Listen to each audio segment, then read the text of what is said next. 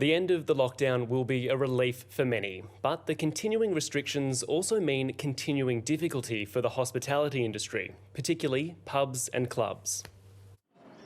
Numbers at testing clinics on day 3 of the lockdown may not have been as high as they were over the weekend, but there was a feeling of confidence that the government had taken the right approach. Pretty impressed at the contact tracing, and it's kind of good to see that the system is in place and is working well. Obviously we're here today to get tested, but yeah, just trying to do the right thing, I suppose. The streets of Subiaco may have looked deserted, but businesses open for takeaway described trade as great.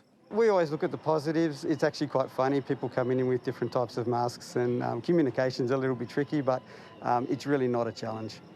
And wearing masks didn't seem to faze people. Look, I think we have to get used to it. I've just come back from Melbourne and wearing masks over there is really quite normal. It's inconvenient, but necessary, I think. It's always in the back of your mind that should someone else test positive, where have they been? And especially living around in a fairly central spot, you just hope that you're not, you haven't come into contact with someone who's unfortunately tested positive. For pubs and clubs, the interim measures mean a return to the 4 square metre rule for the next 4 days, with limits of 20 customers plus staff and only seated service. With the extreme limitations on capacity and service within those venues, we suspect that many hospitality venues just simply won't open because the conditions are so onerous.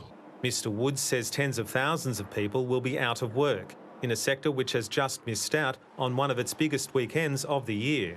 We estimate across the board around up to 100 million would have been lost as a result of these closures. And over the forthcoming week, you can pretty much well double that through to Saturday morning. The hospitality industry is hoping it will be able to go back to 75% or even 100% capacity after the restriction period ends. David Webber, ABC News.